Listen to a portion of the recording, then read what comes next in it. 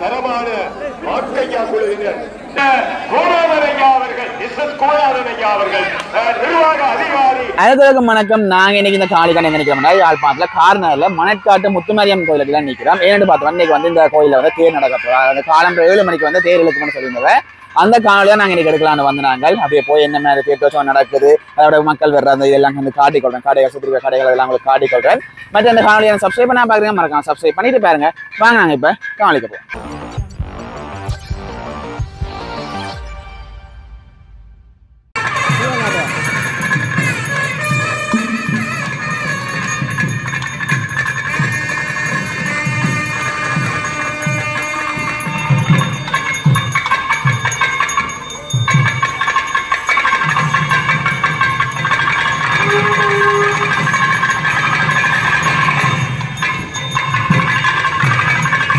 பூசைகள் ஆரம்பிச்சு நடந்து வந்த கோடி தொடர்ந்து காட்டிக்கொள்ள நீங்க பார்க்கலாம்.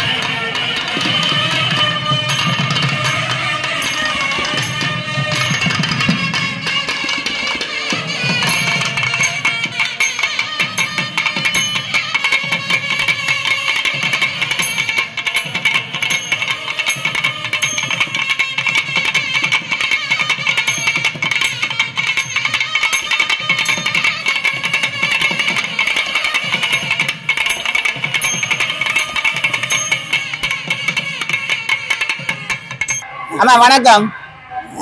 உங்களோட பெயர்? மாணிக்கம்.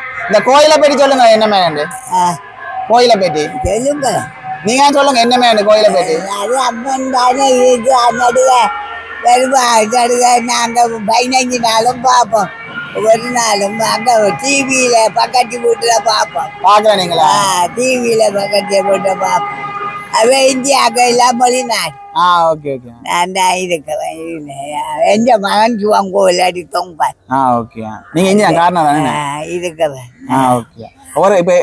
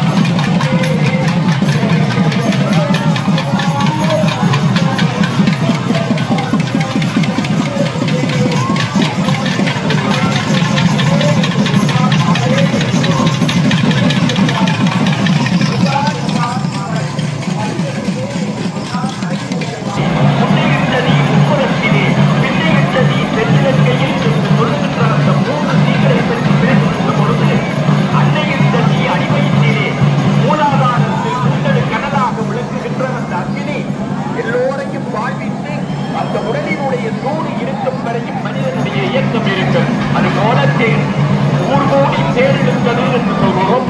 ஒன்றுபட்டால் உண்டு வாழ்வு என்கின்ற ஒரு சிறப்பை தருகின்ற அற்புதமான வடிவமாக விளக்குவது அந்த அக்னி மண்டலத்தினுடைய அருளாக விளங்குகின்ற அன்னை பராசக்தியினுடைய திருப்பெரு வடிவமாக கும்பநாயகியுடைய போர்வாத பஞ்சதிரி முழங்க பாறையில் அர்ப்பணிக்க அஞ்சலிப்போர் மெசிலித்து ஆனந்த கண்ணீர் செய்ய தரமான மாட்டையா குழுவினர், நாகதீபன் குழுவினர், இன்னும் பலர் இணைந்து இந்த மங்கள இசை பரப்ப தேரோட போகிறது. ஆகவே அன்னையை சுமந்து தேரோட போகிறது. அவள் அம்மன் தலைவர் எங்களுடைய கோலாதனையா அவர்கள், கோலாதனையா அவர்கள், நிர்வாக அதிகாரி சந்திரன் அவர்கள், செல்வச்சந்திரன் அவர்கள், இவர்களுடைய பன்முகப்பட்ட ஆளுமையினாலே அதிகாரத்தினாலே அம்பிகையுடைய தேர் திருவிழா 15 தினங்களும் நேரடியாக ஒளிபரப்பாகிறது. ஆமாம், அவள் தங்கநிலை சுந்தரியாக, தமிழ் விஞ்சும் அம்பிகையாக அங்கமெல்லாம் அரவொலிவோடு விளங்குகின்றாள். இந்த தேரை இழுப்பதற்கு எவ்வளவு கால அவகாசம் என்று இருக்கிறது. ஒருவர் தேரினுடைய வடத்தை பிடித்தால் அந்த தேர் 3 முறை அந்த தேர் சுழலும் வரை, அந்த 3 தரம் அந்த தேர்ச்சிக்கு சுழலும் வரை பற்றி பெற்று மற்றவர்களுடன் கையெழுத்தால் எல்லாருக்கும் அந்த தேரை இழுக்கின்ற அந்த பாக்கியம் கிடைக்கும். அதனாலேதான் தேரை தேர்விழா காண்பது என்பது அந்த தெய்வத்தினுடைய அன்பான அடியவர்களே. எக்காரணம் கொண்டும் 2 கையாலே தேங்காயை தூக்கி தலைக்கு மேலே அடிக்கக்கூடாது. அது வேறொரு நிகழ்வுதான் தலைக்கு மேலே தேங்காய் உடைக்கிறது. தயவு செய்து வைக்கப்பட்டிருக்கிற கல்லில ஒரு கையாலே தேங்காயை எடுத்து சிதறு தேங்காய் உடையுங்கள். சிதறு தேங்காய் வெட்டி சொல்றோம். தயவு செய்து கும்பநாயகி முத்துமாரி அம்பாளுடைய கோவிலே தேங்காய் உடைப்பவர்கள் ஒரு கையாலே மட்டும் தேங்காயை எடுத்து சிதறு தேங்காயாக உடையுங்கள். தலைக்கு மேலே தேங்காய் கொண்டு போய் உடைக்கிறது எங்களுடைய மரவல்ல. இதை சமயம் சொல்லித் தரவில்லை. தயவு செய்து ஒரு கையாலே உடையுங்கள். தேங்காயினுடைய மந்தை மாயாவனம், கும்பு கண்ணவனம், சிரத்தை ஆனவனம், சிரத்தை துப்புநூறாக உடைய வேண்டும் என்றால் பாவங்கள் விலக வேண்டும் என்று சொன்னால் தேங்காயை கல்லிலே சிதறு தேங்காயாக உடையுங்கள். எங்களுடைய பாவங்கள் சிதறட்டும், கும்பநாயகி முன்னலிலே சிதறட்டும் என்று சொல்லி உடையுங்கள். தொடர்ந்து தமிழர் தேங்காயினுடைய தத்துவத்தினுடைய செழுமையை பார்த்தோம். அருமையும் பெருமையுமாக மிக்கதாக அந்த வேலை வழியிலே இருக்கின்ற வேண்டும் என்று சொன்னால் அதனுடைய பெருமை மிக்க சிறப்புக்கு இந்த காலத்தினுடைய பெருமையும் தேரினுடைய சிறப்பும் ஆதினியத்தினுடைய வரலாற்றினுடைய சிறப்பும் இடம்பெற வேண்டும். தேரெடுக்கின்ற காலத்திலே 3 முறை அந்த தேரினுடைய சக்கரம் சுழலும். அது மலைகளினால் பாதுகாப்பு, அதனால் கிரி துர்க்கம். அதுபோல காடுகள் சுற்றி இருக்கும் அந்த காட்டை தாண்டி யாரும் வர முடியாது. அதற்கு வனதுர்க்கம் என்று பெயர். காட்டினால், தண்ணீரால், மலையினால் பாதுகாப்பாக அமைவதற்கு துர்க்கம் என்று பெயர். துர்கா என்றால் பாதுகாப்பவள் என்று பொருள். அன்னையினுடைய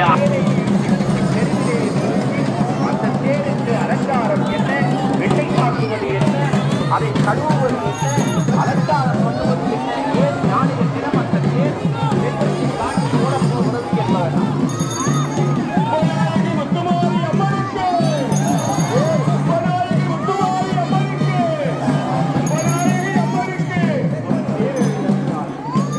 தாய் தேரோடு வருகிறார். எங்களுடைய தலைவி தேரோடு வருகிறார்.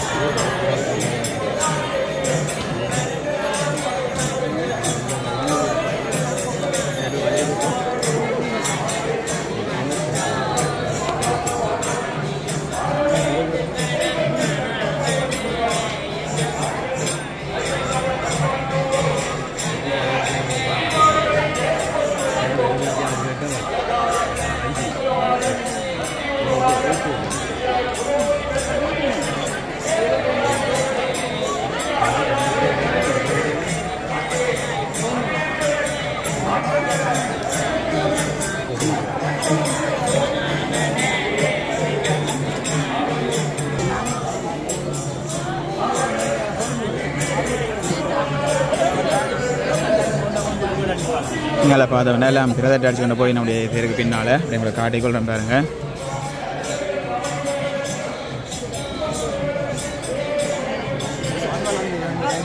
நிறைய ஆக்கள் நாங்கள் முதல் வேலைக்கு வரைக்கும் வந்து ஆக்கள் குறைவாக இருந்தது. இப்போ வந்து எக்கச்சக்கமாக ஆக்கள் நிற்கணும். ஓகே, இப்போ வந்து சாமி பின் வீதியால் வந்து கொண்டிருக்குது. நிறைய மக்கள் வந்து கொண்டிருக்கிறேன். அப்படி உங்களை காட்டிக்கொள்கிறேன் பாருங்க. அப்படியே நான் அலட்சியமான உங்களை காட்டிக்கொள்ளுன்னு வந்தேன். அப்படியே காய்ச்சி கொண்டு போகிறேன் பார்க்கலாம். நீங்களை வந்து தாகசாந்தி நிலையம் அதில் எல்லாமே இருக்குது. எக்கச்சக்கமாக மக்கள் குமிஞ்சு வந்திருந்தவர். அது வந்து கார்னரில் வந்து ஒரு ஃபேமஸான கோயில்னு கேட்க இந்த மணற்காட்டு முத்துமாரியம்மன் கோயில் வந்து ஒரு ஃபேமஸான கோயில்னு சொல்கிறவ. இந்த சப்பரம் எல்லாம் இருக்குது பாருங்கள். மற்ற வந்து இங்கே வந்து என்னென்றால் கூட என்னென்றால் அந்த திருவிழாக்களுக்கு நீர்ச்சோறு எல்லாம் போடுறவ. சில இடங்கள் இந்த குலசாதங்கள் கொடுக்குறவ, இங்கே நீர்ச்சோறு அதெல்லாம் போட்டு அதெல்லாம் கொடுக்குறவ. இந்த கடகத்தில் கொண்டு வந்து அப்படியே வந்து வாழையில் படைப்பினம் சாமிக்கு தான் படைச்சி கொடுக்குறவ. இப்போ இங்கே வந்து பார்த்தோம்னா அந்த வந்து வைத்திய முகாம்கள் எல்லாம் அமைச்சிருக்கு. சில கோயில்களை வந்து அமைக்கிறவ, எல்லா கோயில்களையும் வந்து இல்லை, சில கோயில்களை அமைக்கிறவ. இது வந்து வைத்திய முகாம்கள் இதெல்லாம் வந்து அமைச்சிருக்குது. உங்களுக்கு காட்டிக்கொள்றதுல போயிருக்கேன். நான் வந்து கடைகள் இதெல்லாம் இருக்குது. அதே மாதிரி சும்மா நம்மளை காட்டிக்கொள்கிறேன். இதை பார்த்தோம்னா மூலாய் ஆஸ்பத்திரியிலேருந்து வந்து வைத்திய முகாம் எல்லாம் அமைச்சிருக்கேன். காட்டிக்கொள்கிறேன் பாருங்கள். நீங்கள் வந்து எல்லாம் செக் பண்ணி அன்றைக்கி வந்துருக்கீங்கன்னா இப்படி எங்கால பார்த்தோம்னா எங்கால கடைகள் அதெல்லாம் இருக்குது. நிறைய ஆக்கள்லேருந்து வந்து வந்துருக்கணும். வந்து வந்துருக்கீங்கன்னா வணக்கம். வணக்கம். இந்த கோயிலுடைய வரலாறு பற்றி எங்களுக்கு ஒரு சில தொகுப்பு தருவீங்களா? நிச்சயமா. அதை விட என்ன பாக்கியம் இருக்கு. காரிநகர் மண்ணுக்கு ஒரு பொதுவான ஒரு பெருமை உண்டு, எப்பவும் உண்டு. தமிழர்களுக்கே 2 குணம் உண்டு என்று பாரதியார் சொல்வார். தெய்வம் மறவார், செய்யும் கடன் பிழையார். கடவுளை ஒரு நாளும் அவர்கள் மறந்ததில்லை. செய்ய வேண்டிய காரியங்களை கச்சிதமாக செய்வார்கள். இதில் ஈழத்து தமிழர்கள், அதுவும் குறிப்பாக காரைநகர் சைவத் தமிழர்கள் ஒரு படி மேலே. அவர்கள் இடப்பெயர்வு புலப்பெயர்வினாலே உள்நாட்டிலும் வெளிநாட்டிலும் பல தேசங்களில் விரிந்திருந்தாலும் தெய்வ வழிபாட்டிலே ஒரு உச்ச நிலையில் இருப்பவர்கள். அந்த வகையிலே இந்த மணக்காடு மாரியம்மன் என்று சொல்லப்படுகின்ற இந்த முத்துமாரியம்பாள் கும்பநாயகி என்று பெயர். நீங்கள் அந்த தேர்முட்டியை பாருங்க. அந்த தேர்முட்டியின் கோயிலை பார்க்குற பக்கத்தில் இவ்வளவு பெரிய கும்பம் ஒன்று இருக்கு. அந்த கும்பத்தில், இந்த கும்பத்துக்குள்ள நிறகுடத்துக்குள்ள அம்பாள் இருக்கிறார். அதுதான் கும்பத்துக்குள் எழுந்தருளிய நாயகி கும்பநாயகி என்று பெயர். அதுக்கு என்ன காரணம் என்றால் 450 வருஷமா இந்த இடத்துல இந்த கோயில் இருக்கு.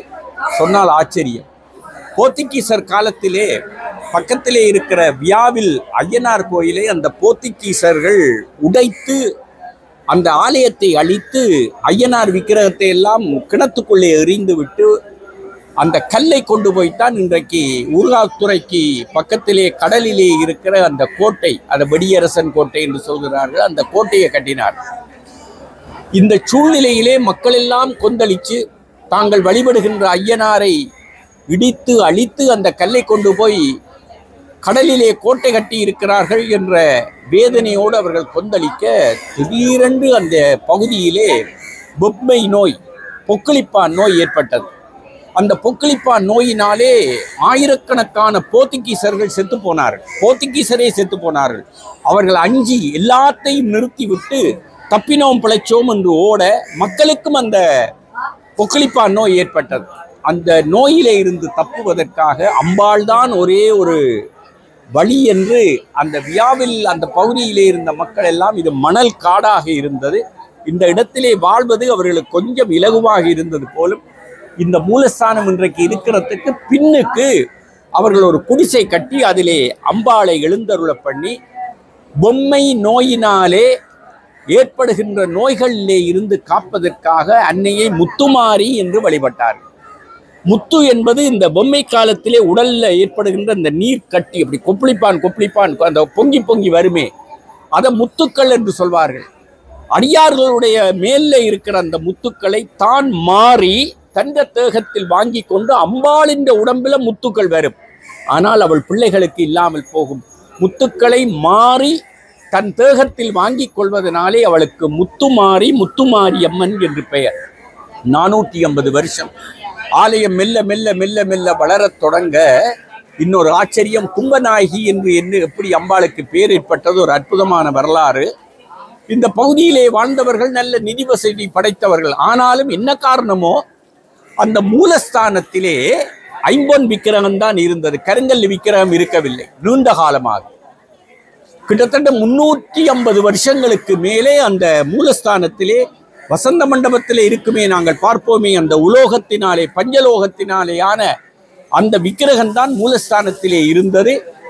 மகோற்சவம் நடைபெறுகின்ற பொழுது என்ன செய்வார்கள், மூலஸ்தானத்திலே இருக்கிற அந்த ஐம்பொன் விக்கிரகத்தை எடுத்துக்கொண்டு அப்படியே வீதி வலம் வருவார்கள். அப்போ மூலஸ்தானம் வெறுமையா இருக்கும் அல்லவா, அப்படி இருக்கப்படாது.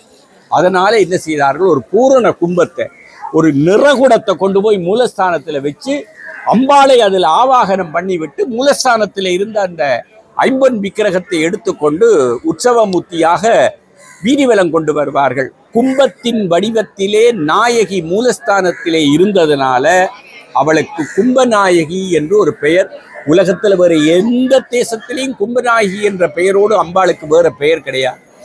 மூலஸ்தானத்திலே இருந்த பஞ்சலோக விக்கிரகத்தை எடுத்துக்கொண்டு வீதி வலம் பெறுகின்ற பொழுது மூலஸ்தானம் வெறுமையாக இருக்கப்படாது என்று அந்த அம்பாளை கும்பத்தில் ஆவாகனம் பண்ணி அந்த மூலஸ்தானத்தில் வச்சார்கள். அதனால் அவளுக்கு கும்பநாயகி என்று பெயர். 1903ஆம் ஆண்டு, இன்றைக்கு கிட்டத்தட்ட 122 வருஷங்கள் ஆச்சு.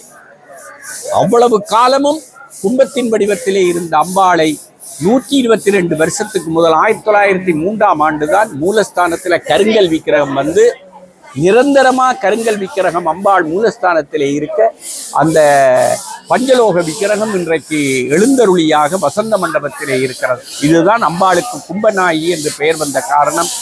அம்பாளுடைய வரலாறுகள் எத்தனையோ அற்புதம். இந்த பகுதியிலே இருந்து வெகு தொலைவிலே, இது மேற்கு ரோட்டு, கிழக்கு ரோட்டிலே களபூமியிலே சத்திரந்தை என்ற பகுதியிலே சீதா அம்மா, இது 150 வருஷங்களுக்கு முன்னால் நடந்த ஒரு வரலாறு. சீதா அம்மா என்று ஒரு பெண், அவளுக்கு ஒரே ஒரு பிள்ளை, 12 வயது பிள்ளைக்கு கொப்பளிப்பான் வந்து விட்டது. அந்த சீதா அம்மா ஏற்கனவே இப்ப இருக்கிற மாதிரி நிறைய கோயில்கள் கார்னர்ல கிடையாது. களபூமியில இருந்து இந்த நடு வயலுக்களால வந்து அம்பாளை கும்பிட்டு விட்டு பகலுக்கு திரும்பி போறது அந்த பெண்ணுக்கு வழக்கம். அந்த பிள்ளைக்கு கொப்பளிப்பான் வந்து விட்டது. 12 வயசு தவம் இருந்து பெத்த பிள்ளை சாக கிடக்குது. ஓடி வந்து அம்பாளிட்ட இந்த வயலுக்களால் வந்து அப்ப நிறை குடலை தள்ளி அறுவடைக்கு தயாராக அந்த வயல் இருந்த நேரத்தில் அவள் வந்து அம்பாள்கிட்ட பழி கிடக்க இந்த கோயில் வாசல்ல இருந்த ஒரு முதியவர் சொன்னார், நாளைக்கு வா, அம்மன் அருளால கிடைச்ச ஒரு மருந்து இருக்கிறது, அதை கொண்டே பிள்ளைக்கு கொடு, எல்லா வருத்தமும் சரியாகும் என்று சொல்ல அவள் நம்பிக்கொண்டு போயிட்டு அடுத்த நாள் விடிய வந்தாள். அதே மாதிரி அந்த அம்பாள் வாசல்ல அந்த மருந்து இருந்தது. எடுத்துக்கொண்டு அந்த வேதியர் வந்தவர் திடீரென்று மறைஞ்சு விட்டார்.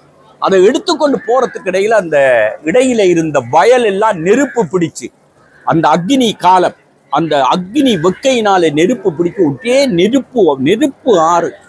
இவளால போக முடியவில்லை, பிள்ளை சாக கிடக்குது. காலம கோயிலுக்கு வந்தவள் அந்த நெருப்பு பின்னேறம் வரையும் எரிஞ்சு அணைஞ்சும் தணல், கால் வைக்க முடியல. ஒரு நாள் பூராக இங்கேயே கோயில்ல தங்கி கிடந்து பிள்ளைய நினைக்கிறாள், இந்த பிள்ளை செத்து போயிருக்கு, மருந்து கொண்டு போகையில இந்த கையில மருந்து இருக்கே என்று நினைச்சு அழுது அழுது துடிச்சவள் அடுத்த நாள் ஊரை சுற்றி போய் பிள்ளைய போய் பார்த்தா இன்னும் அதிசயம், பிள்ளை எழும்பி சிரிச்சு கொண்டிருக்கிறான். தேகத்தில் இருந்த ஒரு அம்மை முத்து ஒன்றுமே இல்லை. எல்லாம் மகனே என்று கட்டி அணைச்சு, என்னடாப்பா நடந்தது, என்ன நடந்தது, நான் இப்பதானே என்னம்மா சொல்றேன், நேற்று முழுக்க நீ என்னோட தானே இருந்த, என்ன புதுசா சொல்ற, ஒரு நாள் இல்லையண்டு, நேற்று முழுக்க நீ தானே என்னோட இருந்த, எனக்கு வைத்தியம் பார்த்தா மருந்து. திகச்சு போனாள். அப்பதான் ஒன்று தெரிந்தது, தான் இங்க கோயில்ல வர முடியாமல் இருக்கிற அம்பாளே இந்த பெண்ணின் வடிவத்துல போய் அந்த பிள்ளையோட இருந்திருக்கிறார். பிள்ளையோட இருந்து அந்த பிள்ளைக்கு மருத்துவம் பார்த்து அந்த பிள்ளைக்கு நோய் நீக்கி காத்து விட்டு இந்த தாய் வருகிறாள் என்றோன்னு அந்த தெய்வம் மறைஞ்சு போச்சு. இன்னொரு அருள் வார்த்தை. இதே போல ஒரு வரலாறு திருச்சியில இருக்கிற மலைக்கோட்டை தாய்மானவருக்கு உண்டு. ஆனா அது பிரபல்யமான வரலாறு. ஆனா எங்கட முத்துமாரியம் என்ற வரலாறு இன்றைக்கு பல பேருக்கு தெரியாது. இவையெல்லாம் பதிஞ்சு வைக்க வேணும். அதுபோல கோவளம் மேற்கு கடல்ல நடந்த ஒரு அற்புதமான சம்பவம். மீனவ சகோதரர்கள் படகோடு ஒரு கொத்து கொத்தாக மீன்பிடிக்க போனார்கள். திடீரென்று சூறாவளி ஏற்பட்டு அதுல ஒரு படகு சூறாவளியில இழுத்து கொண்டு கடலுக்குள்ள போய்விட்டது. துடுப்பு உடைஞ்சு தத்தளிச்சு அந்த படகு சிக்குண்டு அல்லாடுகின்ற பொழுது அந்த படகை செலுத்திய அந்த சகோதரர் அம்பாளினுடைய பெரிய பக்தர், தாயே எனக்கு பெரிய குடும்பம், என்னை விட்டு அதுகள் தவிக்க போது என்று அலறிய பொழுது என்ன நடந்தது, அந்த சுழிக்குள் அகப்பட இருந்த அந்த படகை ஒரு மீன் இழுத்தது கரையை நோக்கி. பார்த்தா ஒரு மீன் ஒன்று, ஒரு பெரிய மீன் அந்த படகை இழுத்து கொண்டு போவது போல கரையிலே கொண்டு வந்து கோவளம் வெளிச்ச வீட்டுக்கு பக்கத்தில் இன்றைக்கு நிறைய பாறைகள் இருக்கின்றால் அதுக்கு காரணம் என்னன்னு சொன்னால், அந்த இழுத்து கொண்டு வந்த அந்த மீன் அந்த படகை காப்பாற்றி, துடுப்பில்லாமல் இருந்த படகை கொண்டு வந்து விட்டுட்டு அந்த அம்பாள் அந்த பாறையில ஏறி இருந்தால். பார்த்தா இவன் இந்த மீனவர் திகச்சு போனார். ஒரு ஜல கங்கை பெண், நாங்கள் சொல்வோமே ஒரு ஜலப்பெண் என்று சொல்வோமே, இடுப்புக்கு கீழே மீனினுடைய வடிவம், இடுப்புக்கு மேலே பெண்ணினுடைய வடிவம். அந்த அம்பாள் அந்த பாறையிலே ஏறி இருந்து இவனை பார்த்து சிரிக்க, அப்படியே முத்துமாரியாட்சியினுடைய அந்த வடிவம் இருந்தது. அதை கண்டு அந்த கணத்திலேயே மறைஞ்சு போய்விட்டு சிரிச்ச அம்பாள் மறைஞ்சு போயிட்டாள். ஓடி வந்து அம்பாளுக்கு பழி கிடந்து அண்டையில இருந்துதான் இந்த நீர்ச்சோறு போடுற பழக்கம் இந்த அம்பாளுக்கு ஏற்பட்டது. இந்த நீர்ச்சோறு எல்லாம் இங்க மிக விசேஷமானது. நல்ல குத்தரிசியை அப்படியே பொங்க குத்தரிசியை உடிச்சு அதை புது பாயில கொட்டி நல்ல அரிஞ்ச வெங்காயத்தையும் பச்சை மிளகாயும் பெரிய சட்டியா அரிஞ்சதை அந்த குத்தரிசியில கொட்டி பிரட்டி, ஏற்கனவே உப்பு போட்டு வச்ச தயிரை நிறைய போட்டு சேறு போல அதை குவிச்சு கடைசியா எலும்பிச்சம்பழ புளி விட்டு அதை அப்படியே பிரட்டி எடுத்தா அதுதான் நீச்சோறு. அது பொம்மை காலத்திலே அதை அருந்தினால் வயிற்றிலே இருக்கிற அவ்வளவு நோயும் மாறும், உடலை பிடிச்ச உஷ்ணம் மாறும். அது விஞ்ஞான ரீதியாக உடம்புக்கு நல்லது. ஆனால் அம்பாள் என்று அது பிரசாதம். அது வெறும் சாதம் இல்லை, பிரசாதம். அது பசிக்கு மட்டும் தின்றதில்லை, இப்போ கொடுத்து கொண்டிருக்கிறார்களே, அது பசிக்கு மட்டும் உண்பதில்லை, அது தெய்வத்தினுடைய அருள் பெற்றது. இப்படி அநேகமான எண்ணற்ற அருள் வரலாறு இந்த கும்பநாய்க்கு உண்டு. அம்பிகை சரணடைந்தால் அதிக வரம் பெறலாம். நன்றி, வணக்கம். எப்படி பார்த்தோம்னால், அதாவது ஐயா தெளிவான விளக்கங்கள் சொல்லியிருந்தவர். கோயிலில் என்ன சகல வரலாறு அதெல்லாம் சொல்லியிருந்தவர். அதில் அந்த கும்பத்தில் அம்மன் இது போட்டு தேர்முட்டியில் படம் இருக்குது. ஐயா சொல்லியிருந்த இது இருக்குது. எங்களை பார்த்தோம்னா ஒரு கும்பத்துக்குள்ளே இருக்கிற மாதிரி எங்களையும் இந்த தீர்த்தகணிக்கு முன்னாலேயும் அதில் செய்திருக்கு. நான் உங்களை முன்னூறு காட்டிக்கொள்கிறேன். நீங்களை பார்த்தோம்னா தேரும் இருக்குது. அப்படி உங்களுக்கு காட்டிக்கொள்கிறேன். நான் பாருங்கள், இப்படி பார்த்தீங்கன்னா நிறைய ஆக்கள் நிற்கிறேன் பாருங்கள். அப்படி காட்டிக்கொள்கிறேன். நிறைய ஆக்கள் அப்படி நிற்கிறோம். அதை பார்க்க கொஞ்சம் பெருமை இருந்தது. பெரியமாக நினைக்கிறேன்.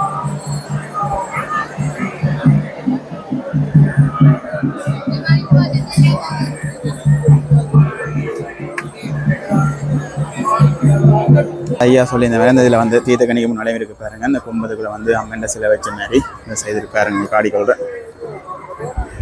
இதுக்குள்ள இருக்கு பாருங்க. சரி, ஓகே, நீங்கள் இந்த காணொலி பார்த்துருப்பீங்க. இந்த காணொலி என்ன வந்து சொல்லிக்கொள்ளுங்க. இதே மாதிரி வேறு கோயில்களும் வந்து திருவிழாக்கள் நடக்க அந்த காணொலி நான் உங்களுக்கு போட்டுக்கொள்கிறேன். ஓகே, நாங்கள் அடுத்த சந்திப்போம். பாய்.